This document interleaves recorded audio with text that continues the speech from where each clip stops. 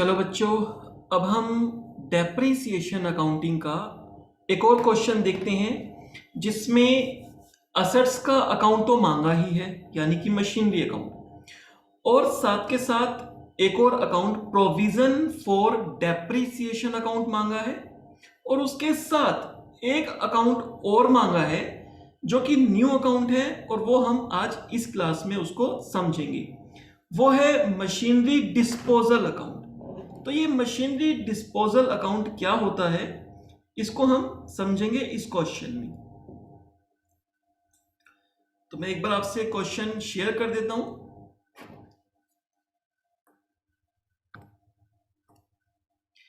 Question number 27 आपकी screen पर है। जल्दी से हम क्वेश्चन को रीड कर लेते हैं और उसके बाद फिर हम इसका सॉल्यूशन देखेंगे। और इसमें देखो रिक्वायरमेंट क्या है, जैसा कि मैं आपको बता रहा हूं, इसकी रिक्वायरमेंट एक तो मशीन अकाउंट मांगा, प्रोविजन फॉर डेप्रिसिएशन अकाउंट मांगा। ऑलरेडी जो प्रीवियस क्वेश्चन है उसमें हमने ये दोनों अकाउंट कैसे बनते हैं देख लिए थे। इस क्वेश्चन की रिक्वायरमेंट में एक मशीनरी डिस्पोजल अकाउंट और मांग लिया। तो इस अकाउंट को भी हम देखते हैं कि मशीन डिस्पोजल अकाउंट क्या होता है और इसमें हम क्या करते हैं। जल्दी से क्वेश्चन को रीड करते हैं। 1 अप्रैल 2015 को लक्ष्मण लिमिटेड ने एक सेकेंड हैंड मशीनरी परचेज की है। मशीन की कॉस्ट है 51,000 रुपीज। उसकी रिपेयर्स एंड इंस्टॉलेशन पे कुछ और खर्चा हुआ 7,500 और 1,500। तो टोटल 51,000 कॉस्ट है, but 9,000 rupees additionally repair installation पे खर्च हो गया, यानी टोटल मशीन की cost 60,000 rupees as per accounting. उसके बाद it purchase another machine for rupees 24,000। कब परचेज किया? 1 सितंबर 2015, पहले ही साल, सेम ईयर में एक और मशीन 2 24,000 की। आगे क्या हुआ? 2016 में कुछ नहीं हुआ। 2017 में 30 सितंबर 2017 it sold the first machine, पहली मशीन 1 को सेल कर दिया। मशीन 1 जो हमने 60,000 रुपए में ली थी उसको हमने सेल कर दिया 48,000 में। और सेम डेट को एक और मशीन परचेज कर ली है, purchased a new machine 3 purchase कर ली। कितने की? 90,000 रुपीज की ऑन द सेम डे 30 सितंबर 2017 को। डेप्रिसिएशन का रेट 10% पर एनम है और fixed installment method. Fixed installment method का मतलब हो गया एवरी ईयर जो डेप्रिसिएशन का अमाउंट है, जो इंस्टॉलमेंट है, वो फिक्स्ड रहती है। तो फिक्स्ड किस में रहती है? स्ट्रेट लाइन मेथड में, ओरिजिनल कॉस्ट मेथड में। तो ओरिजिनल कॉस्ट या स्ट्रेट लाइन मेथड है इस क्वेश्चन में, 10% पर एनम, और ये तीनों अकाउंट हमसे मांगे हैं। चलते हैं अब हम सॉल्यूशन की तरफ। सॉल्यूशन में इसका फॉर्मेट मैंने बनाया हुआ है, और जो भी क्वेश्चंस के फैक्ट्स हैं, इवेंट्स हैं, उनको मैंने एक डायग्राम में नोट कर लिया ताकि बार बार क्वेश्चन पे नहीं आना पड़े। तो ये हमारा क्वेश्चन है। 3 इयर्स का जो डेटा है वो डायग्राम में मैंने बना दिया है। अगर मैं इवेंट को लेकर बात करूं तो सबसे पहले 1/4/15 को हमने एक मशीन परचेज की है।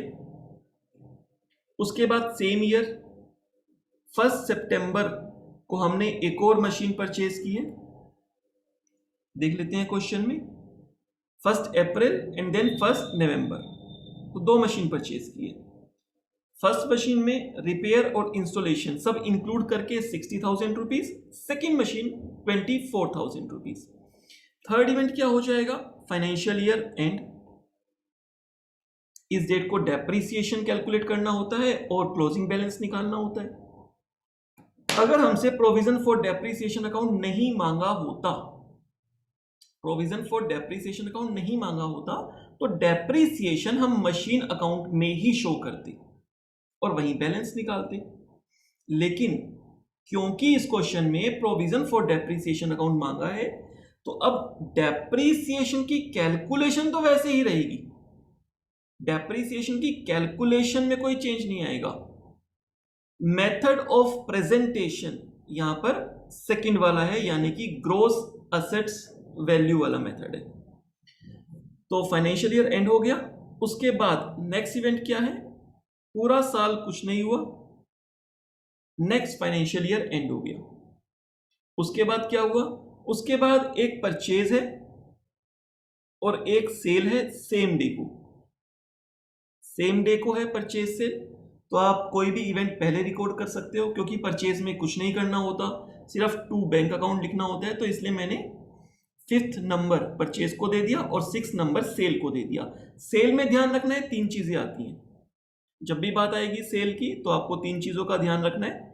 Depreciation till the date of sale, right, जो भी उसकी सेल वैल्यू है, बैंक से कितने रुपए हमें मिल गए, 48,000 रुपीज जो क्वेश्चन में गिवन है। और उसके बाद प्रॉफिट या लॉस, प्रॉफिट या लॉस निकालना होता है। इन तीनों चीजों का हमको ध्यान रखना होता है। क्लियर। यहां पर डेप्रीसिएशन भी आएगा, कितने टाइम पीरियड का, ये हमारे पास आएगा 9 मंथ्स का, क्योंकि इससे पहले डेप्रीसिएशन कब लगा होगा, जो प्रीवियस ईयर एंड हुआ होगा, यानी कि 31 दिसंबर 16 को इस पर लास्ट डेप्रीसिएशन लगा होगा। उसके बाद डेप्रीसिएशन नहीं लगा, 9 महीने बीत गए हैं, तो 9 मंथ्स का depreciation at the time of sale हमें लगाना होगा। क्लियर। और उसके बाद last event financial year close हो जाएगा 2017 वाला 31 दिसंबर को।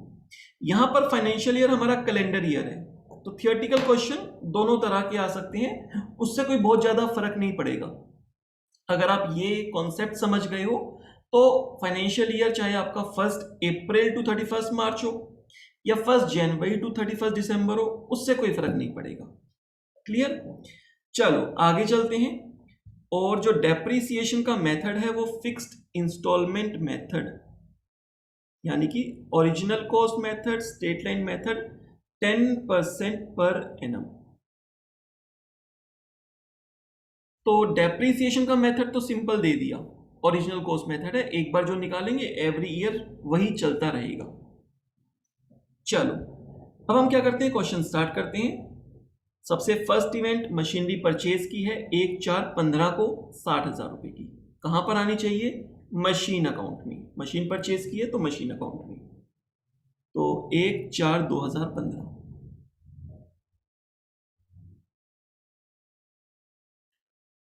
To bank,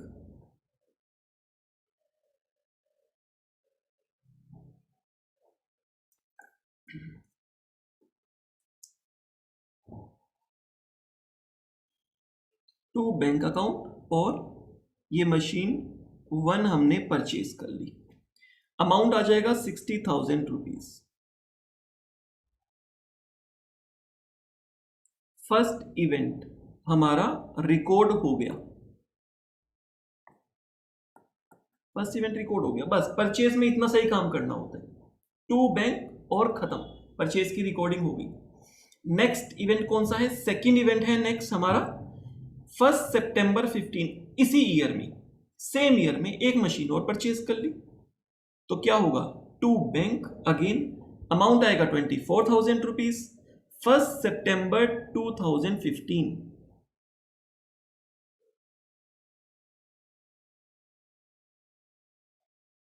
to bank account, machine 2,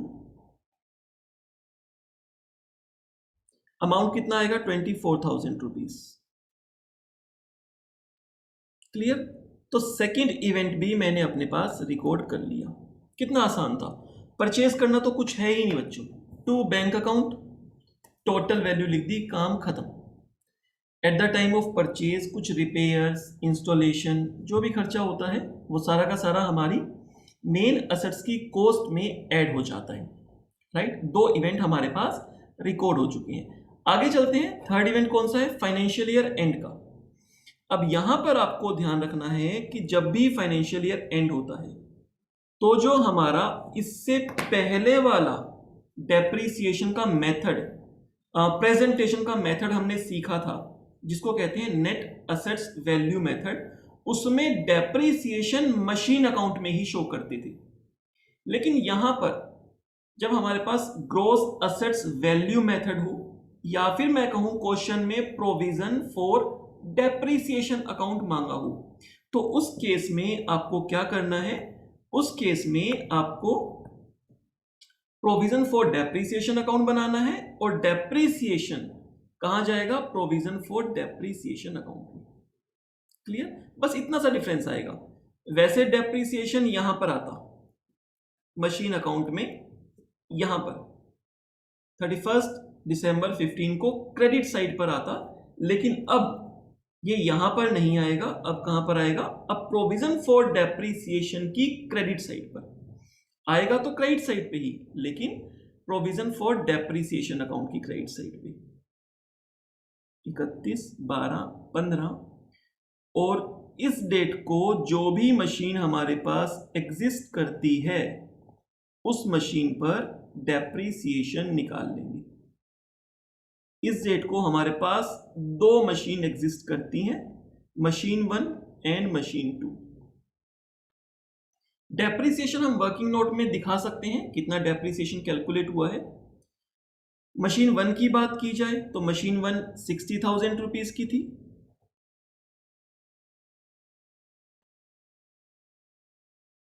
और मशीन 2 की बात की जाए तो मशीन 2 24,000 रुपीज की थी। क्लियर, डेप्रीसिएशन का रेट 10% है। अगर पूरे साल का डेप्रीसिएशन लगना हो 10% पर एनम है, अगर पूरे साल का मशीन 12 महीने हमारे पास रही हो, 31/12/15 को हम बुक्स क्लोज कर रहे हैं, 1 जनवरी 15 को अगर हमने ये मशीन ली होती दोनों, तो हमारे पास डेप्रीसिएशन 12 महीने का कितना आता, 6,000 और 2400 ये आता। ये मैंने पूरे साल का क्यों निकाल लिया, क्योंकि straight line method original cost method है। आगे के सालों में यानी कि सेकंड ईयर में या थर्ड ईयर में मैं सीधा ये वाला डेप्रीसिएशन अमाउंट ले सकता हूं, क्योंकि उस समय पूरे 12 महीने मेरे पास असेट्स रही होगी। लेकिन बात करें फर्स्ट ईयर की, पूरे 12 महीने असेट्स नहीं है। पहली असेट्स हमने परचेज की थी 1/4 को, और दूसरी असेट्स हमने परचेज की थी 1/9 को। तो पहली असेट्स 1/4 को परचेज की है, तो जन फेब मार्च 3 महीने निकाल देते हैं, बचे 9 महीने, तो 9 मंथ्स का डेप्रीसिएशन कैलकुलेट करना होगा 9/12।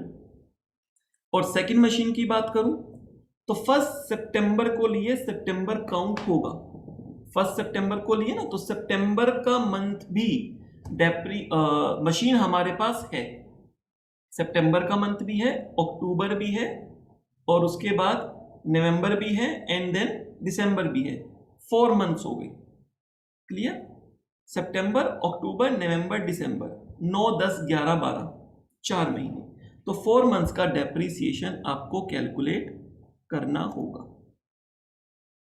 तो कैलकुलेट कर लेते हैं कितना डेप्रीसिएशन आएगा। 6,000 पे 9 मंथ्स का 4,500 रुपए,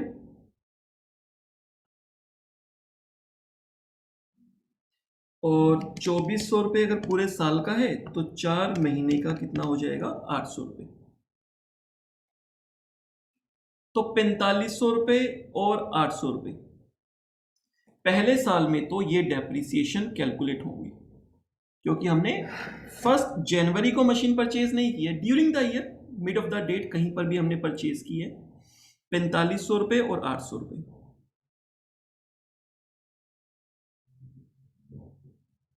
टोटल डेप्रीसिएशन हमारे पास हो गया 5,300 रुपीज, 5,300 रुपए।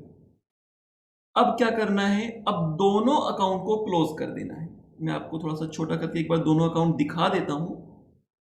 ये देखो, इस तरीके से दोनों अकाउंट बनेंगे, ये दोनों अकाउंट बन रहे हैं। अदरवाइज क्या होता, प्रेजेंटेशन के 2 मेथड हैं, ये प्रेजेंटेशन का सेकंड मेथड है, जिसमें डेप्रीसिएशन एक सेपरेट अकाउंट यानी कि प्रोविजन फॉर डेप्रीसिएशन अकाउंट वहां पर दिखाया जाता है, वहां पे एक्यूमुलेट होता है, इकट्ठा होता है। और इससे पहले वाला जो मेथड था नेट एसेट्स वैल्यू मेथड, उसमें डेप्रिसिएशन को मशीन अकाउंट में ही दिखाते थे। क्लियर? क्योंकि तब एक ही अकाउंट बनता था, एक ही अकाउंट क्लोज करना होता था। अब दो अकाउंट बन रहे हैं तो दोनों अकाउंट को क्लोज करोगे। क्लियर? दोनों अकाउंट को क्लोज कर देते हैं, किसी को भी पहले कर दो, कोई फर्क नहीं पड़ता। तो पहले मैं मशीन अकाउंट क्लोज कर देता हूं 31 दिसंबर को।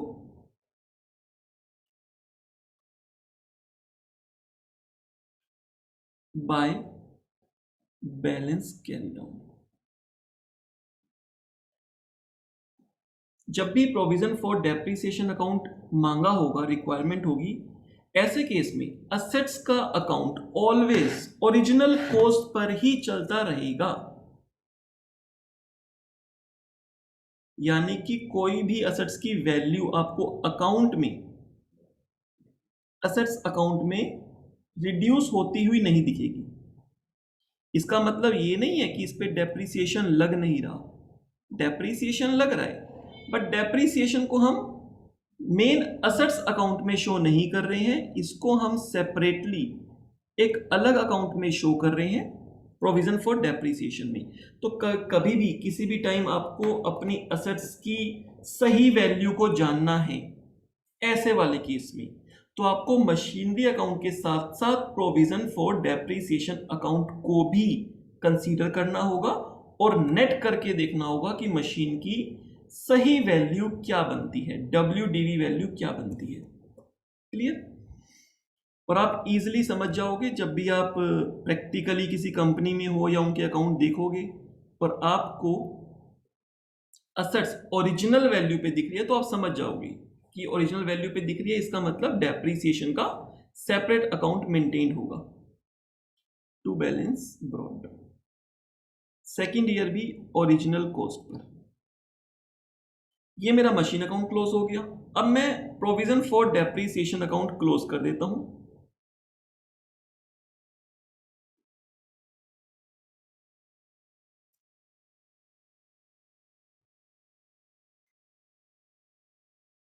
हम्म 31 दिसंबर 15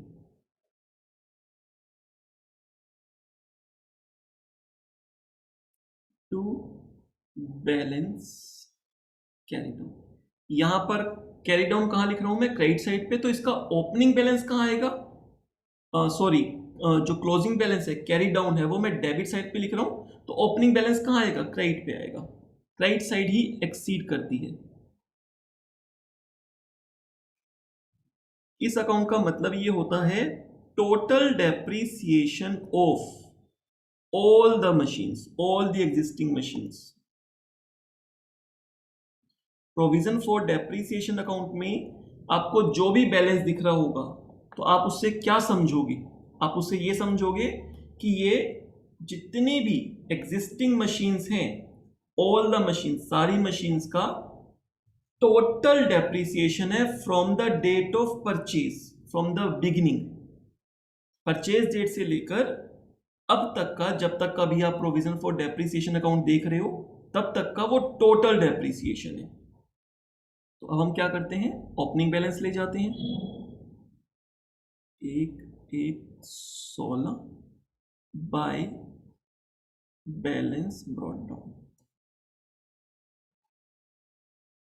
ओपनिंग बैलेंस के लिए ब्रॉट डाउन, क्लोजिंग बैलेंस के लिए कैरी डाउन। ऐसा मत समझ लेना कि डेबिट में ब्रॉट डाउन लिखते हैं और क्रेडिट में कैरी डाउन लिखते हैं, है ना? क्लियर होगा ये। ओपनिंग बैलेंस के लिए ब्रॉट डाउन यूज करते हैं और क्लोजिंग बैलेंस के लिए हम कैरी डाउन यूज करते हैं। तो ये 1 ईयर कंप्लीट हो गया हमारा। अब मेरे पास ये थर्ड इवेंट जो था ये भी मैंने रिकॉर्ड कर लिया। फाइनेंशियल ईयर एंड होने पे थोड़ा सा काम ज़्यादा होता है क्योंकि डेप्रिसिएशन चार्ज करना होता है और फिर क्लोजिंग बैलेंस निकालना होता है। पहले तो एक ही अकाउंट होता था, सिर्फ मशीनरी अकाउंट, तो एक ही अकाउंट में हमें क्लोजिंग बैलेंस निकालना होता था। अब मेरे पास दो दो अकाउंट हैं तो मुझे दोनों अकाउंट को क्लोज करना है, दोनों के क्लोजिंग बैलेंस और दोनों के ओपनिंग बैलेंस लिखने हैं, तो थोड़ा सा काम बढ़ जाता है। बाकी है सिंपल ही क्वेश्चन। नेक्स्ट इवेंट क्या है? नेक्स्ट फोर्थ इवेंट है, यानी कि फिर से फाइनेंशियल ईयर एंड हो रहा है, बीच में कोई ट्रांजैक्शन नहीं है पूरे 2016 में। 1 जनवरी 2016 से 31 दिसंबर 16 तक कोई सेल परचेज की ट्रांजैक्शन नहीं है। तो क्या करते हैं हम, नेक्स्ट ईयर को क्लोज कर देते हैं। बात आएगी सबसे पहले असेट्स को क्लोज करने की। असेट्स को क्लोज करने के लिए तो कुछ भी नहीं करना, वैसे क्लोज करने से पहले क्या लगाना होता है, डेप्रीसिएशन लगाना होता है, बट फिर भी मैं असेट्स अकाउंट को क्लोज कर सकता हूं, क्योंकि डेप्रीसिएशन तो कहां लगना है, प्रोविजन फॉर डेप्रीसिएशन अकाउंट में लगना है। तो कायदे से पहले हमें क्या करना चाहिए, डेप्रीसिएशन लगाना चाहिए, फिर अकाउंट क्लोज करने चाहिए। बट इस वाले केस के अंदर आप मशीन अकाउंट को क्लोज कर सकते हो, कोई फर्क नहीं पड़ेगा, ओरिजिनल कॉस्ट पर ही आना है, यहां तो कोई फर्क पड़ना ही नहीं है। By balance carry down again 84,000 rupees. अगला साल भी खत्म हो गया, लेकिन आप देखोगे कि मशीन अकाउंट में मशीन की वैल्यू वो 84,000 ही दिखा रहा है, दोनों मशीन्स की टोटल मिला के, यानी कि ओरिजिनल कॉस्ट ही दिखा रहे हैं। ओरिजिनल कॉस्ट क्यों दिखाएगा, क्योंकि यहां पर प्रोविजन फॉर डेप्रीसिएशन अकाउंट बन रहा है, इसलिए।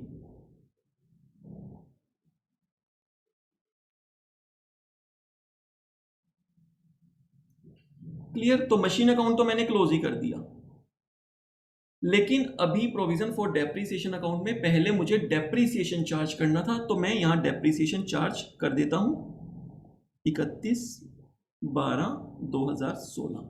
डेप्रीसिएशन वहीं क्रेडिट साइड पे बाय डेप्रीसिएशन। क्या हमने और मशीन कोई परचेज की है इस साल, नहीं की। क्या कोई सेल की है, नहीं की। तो सेम मशीन 1 एंड मशीन 2, मेरे पास यही दोनों मशीन एग्जिस्ट करती है जो पिछले साल थी, लेकिन इस साल ये दोनों मशीनें मेरे पास 12 महीने के लिए है, 12 मंथ्स के लिए है। तो अब पूरे साल का डेप्रीसिएशन यहां पर मैं चार्ज करूंगा, और ऊपर मैंने कैलकुलेट किया हुआ है कि एनुअल डेप्रीसिएशन कितना बनता है, 6,000 एंड 2,400 एनुअली, क्योंकि पहले साल तो मशीन बीच में ड्यूरिंग द ईयर कहीं परचेज की थी, तो नंबर ऑफ मंथ्स कम आ रहे थे। डेप्रीसिएशन का डायरेक्ट कनेक्शन है नंबर ऑफ मंथ से, clear, number of time period जितना भी है। तो चलो 6,000 एंड 2,400, क्योंकि यहां स्ट्रेट लाइन मेथड है, अगर WDV मेथड होता तो इससे काम नहीं चलता, फिर तो मुझे ओरिजिनल कॉस्ट में से जो डेप्रीसिएशन ऑलरेडी चार्ज हो चुका है वो माइनस करना होता, WDV आती, उस पर चार्ज करना होता, लेकिन अभी मुझे ऐसी कोई जरूरत नहीं है, क्योंकि इस क्वेश्चन में straight line method, fixed installment method उसने बोल दिया था, और वो तो बहुत ही सिंपल होता है कि आपने एक बार एनुअली कैलकुलेट कर लिया, आगे वही चलता रहेगा। 8,400 रुपीज। अब क्या हो जाएगा, इसको भी क्लोज कर देंगे। क्लोज कहां पर होगा, जब क्लोज होगा तो इसका बैलेंस आएगा डेबिट साइड पे।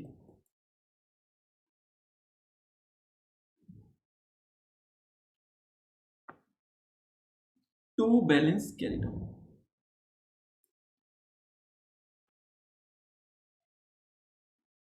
बैलेंस कितना हो जाएगा, देखो यहाँ पे डेप्रीसिएशन एक्यूमुलेट होता है, तो आप देख रहे हो डेप्रीसिएशन इकट्ठा होता जा रहा है। पिछले साल का 5,300 था, इस साल का 8,400 था, ऐड हो गया 13,700 रुपये हो गया, एक्यूमुलेट हो गया, इकट्ठा हो गया। इस वाले मेथड में, सेकंड वाले मेथड में यही होता है कि डेप्रीसिएशन एक सेपरेट अकाउंट में, जिसका नाम है प्रोविजन फॉर डेप्रीसिएशन अकाउंट, वहां पे एक्यूमुलेट, इकट्ठा होता जाता है, और at the time of sale जितना भी पार्ट या जो भी मशीन सेल हो रही है उतना पार्ट इस अकाउंट से बाहर निकल जाता है, राइट। चलो अब क्या करेंगे, इसको ओपनिंग बैलेंस लिख देते हैं। 1 जनवरी 2017 by balance brought down 13,700 rupees, ये ओपनिंग बैलेंस लिख दिया। अब क्या हो गया, मेरे पास नेक्स्ट इवेंट भी मैंने अपने पास रिकॉर्ड कर लिया। तो ये डायग्राम आपकी सिंप्लिसिटी के लिए है, इनिशियल टाइम में आप डायग्राम बना के क्वेश्चंस कर सकते हो, ताकि कुछ भी इवेंट मिस ना हो और आप इजीली समझ पाओ, पूरा क्वेश्चन आपको एक ही नज़र में डायग्राम में दिखता रहे। धीरे धीरे जैसे आपके कॉन्सेप्ट्स क्लियर हो जाएंगे फिर आप अपना टाइम सेव कर सकते हो, right. Next event, same date को परचेज भी है, सेल भी है। सेम डेट को 30 सितंबर को परचेज भी है, सेल भी है। तो सबसे पहले मैं आसान वाला काम निपटा देता हूं और वो है परचेज का। मशीन 3 परचेज हुई है 90,000 रुपीज की टू बैंक। कब? 30/9 को।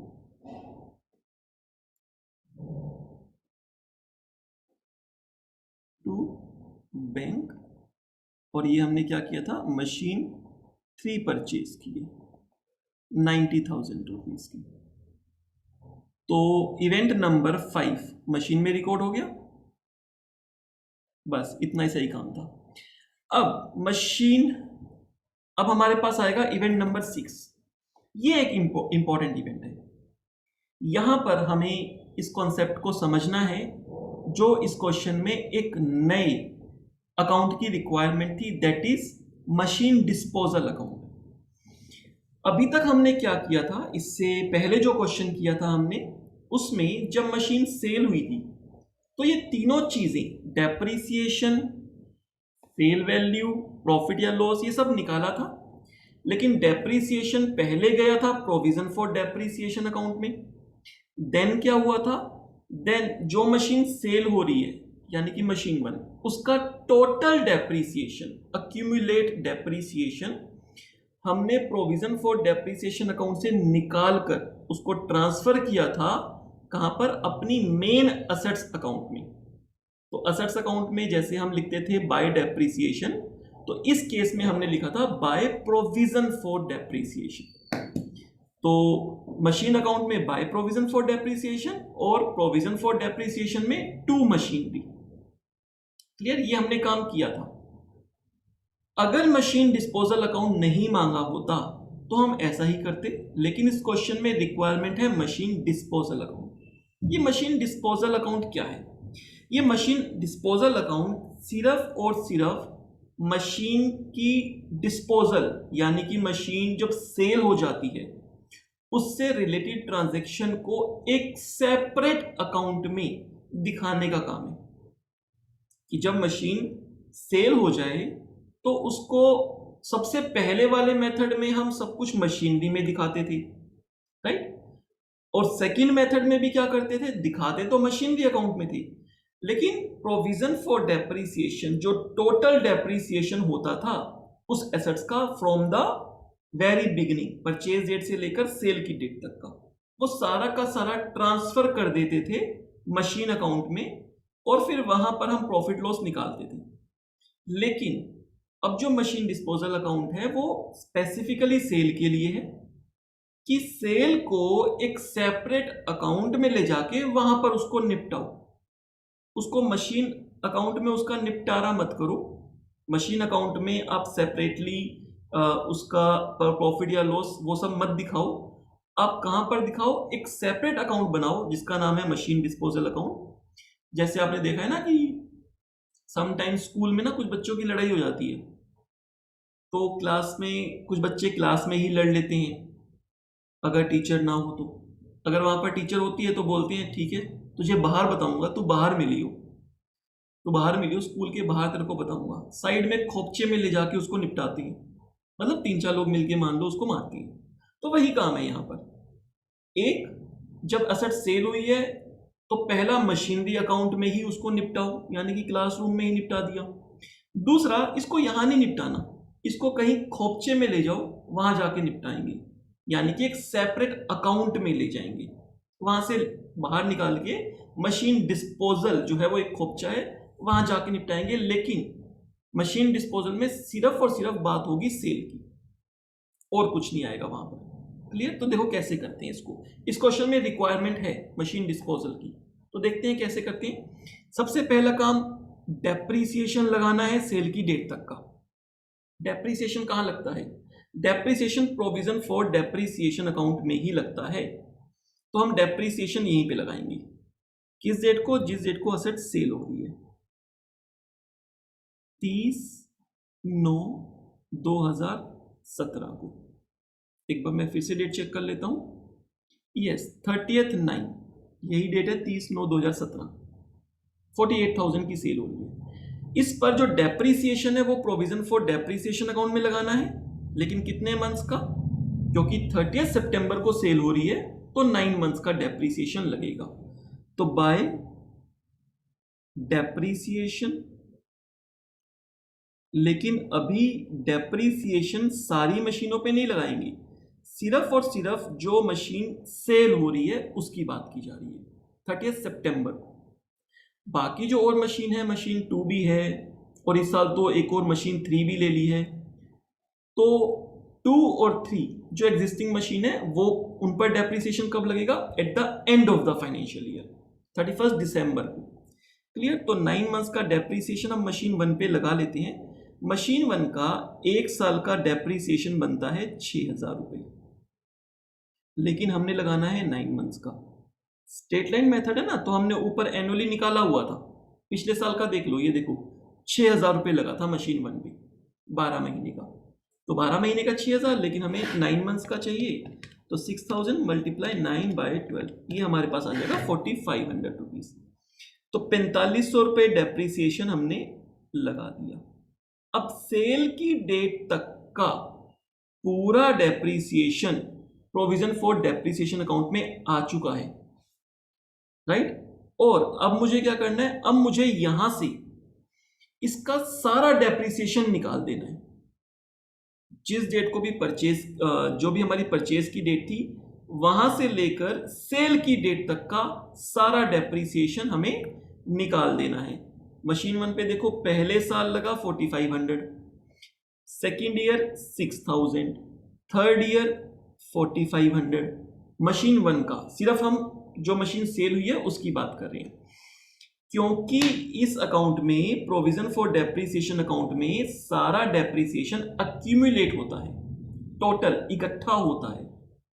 कब तक इकट्ठा करते हैं? सेल की डेट तक इकट्ठा करते हैं और सेल की डेट पर इसको बाहर निकाल देते हैं। इकट्ठा करने के लिए क्या किया था?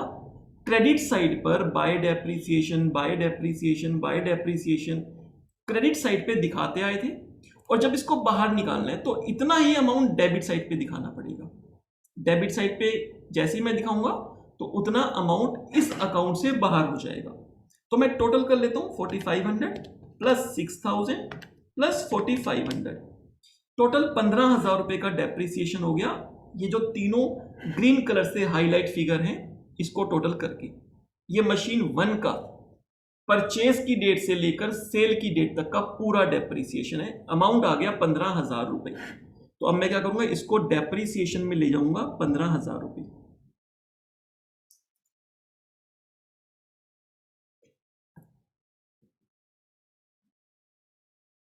ये मशीन 1 का टोटल डेप्रीसिएशन है। किस डेट को? सेल की डेट को। अब अगर हमसे मशीन डिस्पोजल अकाउंट नहीं मांगा होता, मशीन डिस्पोजल अकाउंट नहीं मांगा होता, ये ना कहा होता कि मशीन को अलग से कहीं खोपचे में ले जाके एक अलग मशीन डिस्पोजल अकाउंट में निपटाओ, ऐसा नहीं कहा होता, तो कहां पर निपटाना पड़ता? मशीन अकाउंट में निपटाना पड़ता। और अगर इसको मशीन अकाउंट में निपटाना पड़ता तो मैं यहां लिखता टू मशीनरी अकाउंट, मतलब कि मैं इसको मशीन में ट्रांसफर कर रहा हूं, मशीनरी अकाउंट में ट्रांसफर कर रहा हूं। ये टोटल डेप्रीसिएशन है और इसको मशीन अकाउंट में निपटा रहा हूं। अगर मशीन डिस्पोजल अकाउंट नहीं मांगा होता, जो हमने लास्ट क्वेश्चन में देखा, लेकिन इस क्वेश्चन में तो मशीन डिस्पोजल अकाउंट मांगा था, तो मशीन में इसको भेज के क्या करूं? वहां निपटाना तो है नहीं, हमें तो कहां निपटाना है इसको? खोपचे में बाहर, एक सेपरेट अकाउंट में, मशीन डिस्पोजल में। तो डेप्रीसिएशन भी कहां ले जाओ? इसका डेप्रीसिएशन भी ले जाओ मशीन डिस्पोजल अकाउंट में। तो यहां पर मुझे दिखाना होगा टू मशीन डिस्पोजल अकाउंट। ये और कुछ नहीं हो रहा, ये मशीन का टोटल डेप्रीसिएशन ट्रांसफर हो रहा है, मतलब कि ये ट्रांसफर हो रहा है टोटल डेप्रीसिएशन। कहां पर? मशीन डिस्पोजल अकाउंट में। इस अकाउंट से हटा रही हैं क्योंकि यहां तो मशीन सेल हो गई, जो मशीन सेल होगी उसका डेप्रिसिएशन इस अकाउंट में अब नहीं रहना चाहिए, तो यहां से हटाना पड़ेगा। क्लियर? अगर यहां पर आया टू मशीन डिस्पोजल, तो मशीन डिस्पोजल में क्या आएगा? By provision for depreciation. देखो ना, प्रोविजन फॉर डेप्रिसिएशन अकाउंट में to machine disposal, journal entry बना लो इसकी और फिर लेजर पोस्टिंग कर लो। प्रोविजन फॉर डेप्रिसिएशन में टू मशीन डिस्पोजल है, तो मशीन डिस्पोजल में by provision for depreciation. Clear? Simple ledger posting है। 30/9 को बाय प्रोविजन फॉर डेप्रिसिएशन, नीचे मैंने ये अकाउंट बना दिया है। तो 30/9 को सेल की डेट वाले दिन bye provision for depreciation account. ये क्या है? बेसिकली ये मशीन 1 का टोटल डेप्रिसिएशन है। जो मशीन 1 सेल हो रही है ना, उसका टोटल डेप्रिसिएशन मैं यहां पर ले आया। Total depreciation from the beginning of the date. अच्छा, ये टोटल डेप्रिसिएशन है। फिर प्रॉफिट एंड लॉस निकालना है, तो अगर हम ओरिजिनल कॉस्ट में से, मशीन 1 की ओरिजिनल कॉस्ट में से टोटल डेप्रिसिएशन माइनस कर दें, परचेज डेट से लेके सेल डेट तक का टोटल सारा, जितने भी ईयर्स आ गई हैं, सारा लेस कर दी, तो प्रॉफिट एंड लॉस हमारे पास आ जाएगा। मतलब पहले हमारे पास WDV आ जाएगा। ओरिजिनल कॉस्ट में से टोटल डेप्रिसिएशन माइनस कर दें, WDV यानी कि उस मशीन की बुक वैल्यू आ जाएगी सेल डेट की। उसको कंपेयर कर लेंगे सेल प्राइस से कि एक्चुअली में सेल कितने की हुई है, और उसके बाद हमारे पास प्रॉफिट या लॉस निकल आएगा। तो अब मशीनरी अकाउंट में क्या करना है? एक्चुअली मशीनरी अकाउंट में हमें यहां पर सेल को नहीं निपटाना। क्लियर? तो इसलिए यहां पे मैंने प्रोविजन फॉर डेप्रिसिएशन नहीं लिखा। तो यहां क्या करना है? यहां पर हम जो मशीन सेल हो रही है, मशीन 1 सेल हो रही है, और मशीन 1 की ओरिजिनल कॉस्ट क्या थी? 60,000।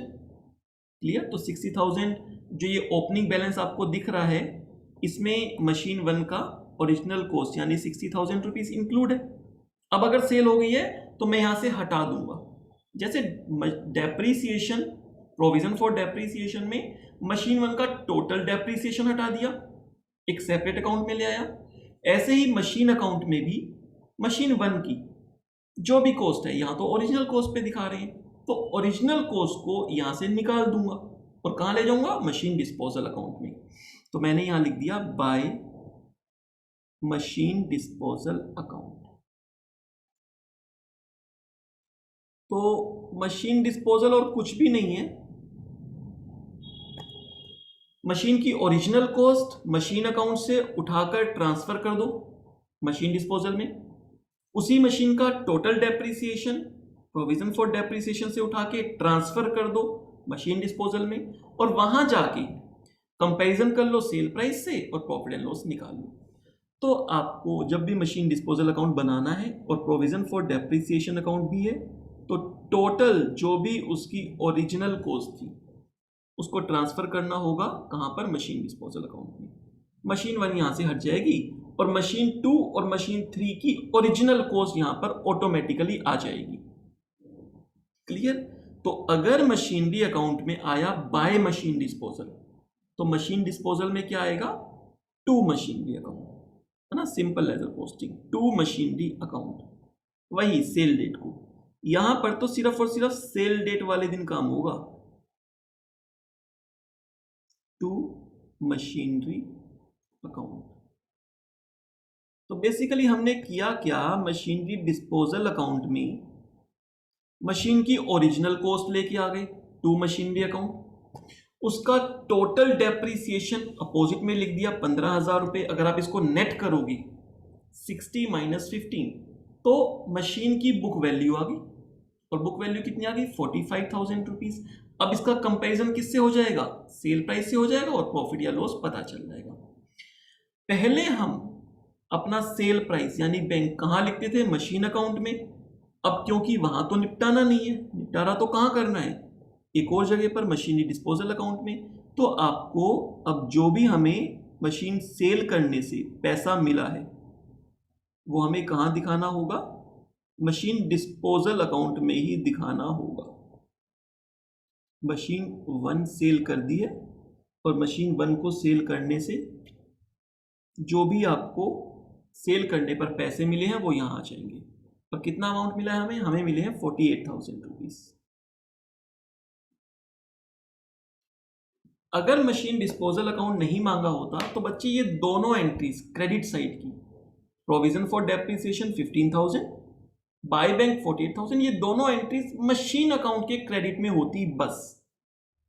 यही तो होता है। तो जहां मेथड ऑफ प्रेजेंटेशन चेंज हो रही है, जहां पर आपसे कई अकाउंट मांगे गए हैं, तो वहां हो क्या रहा है? वहां बस यही हो रहा है कि पहले किसी और अकाउंट में दिखाते थे, उठा के अब किसी और अकाउंट में दिखा दो। यही तो हो रहा है, राइट? तो अब क्या होगा, हमने यहां पर सेल वैल्यू भी ले ली, प्रोविजन फॉर डेप्रिसिएशन यानी टोटल डेप्रिसिएशन भी ले लिया। अब हम देख सकते हैं कि प्रॉफिट है या लॉस है। दोनों फिगर्स को आप कंपेयर कर लो, या फिर आप बुक वैल्यू निकाल लो कि 60 की original cost minus 15 total depreciation, यानी बुक वैल्यू तो बनती है 45,000 रुपीज। तो 45,000 की एसेट्स, 45,000 की एसेट्स 48,000 में सेल हो रही है, तो 3,000 रुपये प्रॉफिट हो गया। और प्रॉफिट कहाँ आता है? प्रॉफिट आएगा यहाँ पर डेबिट साइड में। सेम डेट को to profit and loss account या to profit and loss statement account, company है तो, और ये हमारा हो गया profit on sale of machine 1। Loss होता तो हम इसको क्रेडिट साइड पे लिखते, प्रॉफिट है तो डेबिट साइड पे लिखेंगे, राइट? कितना प्रॉफिट? 3,000 रुपीज, और दोनों अकाउंट क्या हो जाएंगे? इक्वल हो जाएंगे। प्रॉफिट कैसे निकला? या तो दोनों अमाउंट को आप कंपेयर कर लो, या फिर आप सेल की डेट की बुक वैल्यू निकाल लो। सेल की डेट की बुक वैल्यू कैसे निकलेगी? 60,000 की ओरिजिनल कॉस्ट, अभी तक का टोटल डेप्रीसिएशन लगा 15,000 रुपए, तो सेल की डेट की बुक वैल्यू क्या आ गई? Book value of sale date 45,000 rupees. इसको कंपेयर कर लो 48,000 से, जितने की ये सेल हुई है। 45,000 की असेट्स 48,000 में सेल होगी, 3,000 का प्रॉफिट हो गया। क्लियर? तो इस तरीके से हम प्रॉफिट लॉस निकाल लेंगे। तो अब अगर आप देखोगे तो मशीन डिस्पोजल अकाउंट जो इस क्वेश्चन में एक न्यू रिक्वायरमेंट थी, यहां पर क्या मांगा? यहां पर हमें क्या करना पड़ा? सिर्फ और सिर्फ जब असेट सेल हो रही है तो सेल की डेट पर, at the time of sale of the assets, हमें उसका प्रॉफिट या लॉस एक सेपरेट अकाउंट जिसका नाम मशीन डिस्पोजल अकाउंट है वहां दिखाना होता है। तो टोटल मशीन की कॉस्ट वहां पर ट्रांसफर कर दी, टोटल उस मशीन का डेप्रिसिएशन वहां ट्रांसफर कर दिया, जो हमने सेल की वो भी इसी अकाउंट में लिखा, और फिर हमने प्रॉफिट या लॉस निकाल लिया। याद रखना ये कब बनेगा? On the date of sale, sale की डेट पर। इसमें सिर्फ सेल की डेट पर आप एंट्री डालोगे और उसके बाद प्रॉफिट या लॉस निकाल दोगे। क्लियर? तो यहां पे हमारा ये मशीन डिस्पोजल अकाउंट हो जाता है कंप्लीट, और जो बाकी अकाउंट है मैं उनको क्लोज कर देता हूं। पहले मान लेते हैं मशीन अकाउंट को क्लोज कर देते हैं। चलो, मेरा जो इवेंट है, इवेंट नंबर 6, ये भी कंप्लीट हो गया।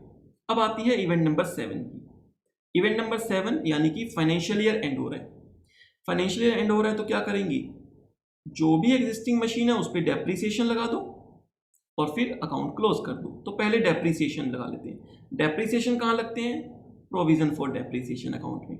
मशीन 1 बिक चुकी है, मशीन 2 और मशीन 3 ये दोनों रहती है, इस पर डेप्रिसिएशन लगा देंगे। तो प्रोविजन फॉर डेप्रिसिएशन अकाउंट में आ गया मैं। फाइनेंशियल ईयर एंड हो रहा है 31/12/17 को बाय डेप्रिसिएशन अकाउंट।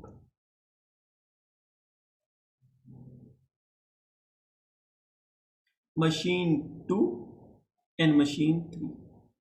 मशीन 2 क्योंकि हमारे पास पूरा साल रही है तो पूरे साल का डेप्रीसिएशन 2400 बनता है, पिछले साल भी इतना लगा था 12 महीने का। मशीन थ्री हमने कब ली है एक बार देख लेते हैं। मशीन 3 हमने परचेज की है 30 सितंबर को, तो सितंबर निकल गया 30 सितंबर। अक्टूबर से हम काउंट करेंगे, अक्टूबर नवंबर दिसंबर, 3 मंथ्स के लिए मशीन हमारे पास है। 3 मंथ्स के लिए 90,000 की उसकी ओरिजिनल कॉस्ट है।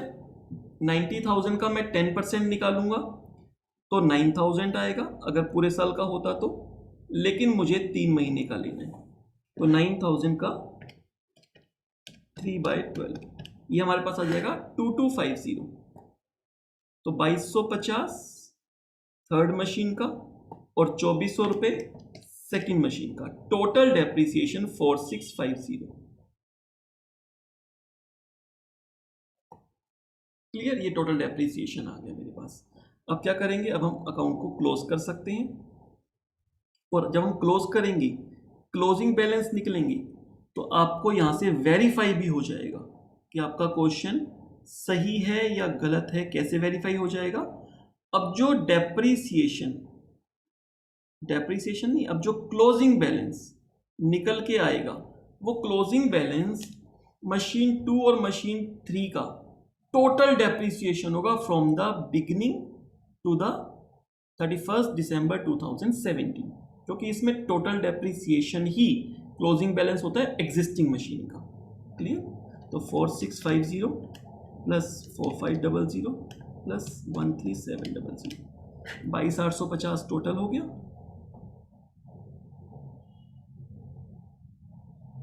इसमें से 15,000 रुपये माइनस हो जाएगा। ये 15,000 क्या था, ये मशीन 1 का टोटल डेप्रीसिएशन था। अगर मैंने मशीन 1 का टोटल डेप्रीसिएशन हटा दिया तो जो बचा वो किसका बचा, मशीन 2 एंड मशीन 3 का टोटल। और अगर आप चेक भी करना चाहते हो, वेरीफाई करना चाहते हो, तो वेरीफाई बहुत इजीली कर सकते हो। कैसे, मशीन 2 मशीन 3 4650 यहां पर डेप्रीसिएशन लगा, उससे पहले मशीन 2 का ये 2400 लगा, उससे पहले मशीन 2 का 800 लगा। इन फिगर्स को अगर आप ऐड कर दो तो ये मशीन 2 एंड मशीन 3 इसका टोटल डेप्रीसिएशन है from the very beginning to the 31 दिसंबर 17, और ये वैल्यू आती है 7850। तो देखो ये वेरीफाई भी हो गया कि हमारा क्लोजिंग बैलेंस करेक्ट है।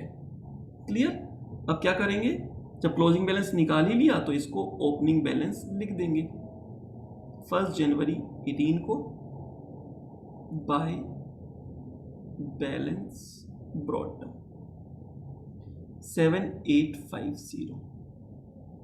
तो वेरीफाई भी हो गया। सेम ऐसे ही अगर मैं बात करूं तो आप अपने पास जो मशीनरी अकाउंट है इसको भी क्लोज कर दोगे और ये भी वेरीफाई हो जाएगा आसानी से। कब क्लोज कर देंगे, 31 दिसंबर 2017 बाय बैलेंस कैरी डाउन। और बिना देखे मैं मशीन 2 और मशीन 3 की ओरिजिनल कॉस्ट यहां पे लिख सकता हूं, आंसर परफेक्ट आएगा। मशीन 3 की ओरिजिनल कॉस्ट 90,000 और मशीन 2 की ओरिजिनल कॉस्ट 24,000, दोनों को ऐड करके 90,000 प्लस 24,000 1,14,000 रुपीज, 1,14,000 रुपीज। अब अगर मैं डिफरेंस चेक करना चाहूंगा,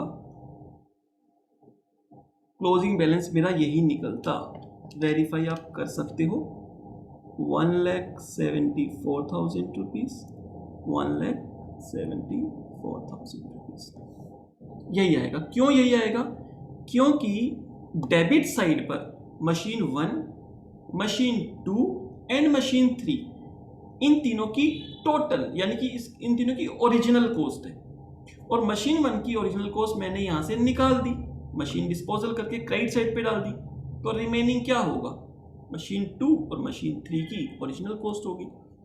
राइट, ये 84,000 क्या था, ये मशीन 1 प्लस मशीन 2 इन दोनों की ओरिजिनल कॉस्ट थी, और मशीन 3 की भी ओरिजिनल कॉस्ट आ गई, तो 1,74,000 तीनों मशीन की ओरिजिनल कॉस्ट हो गई।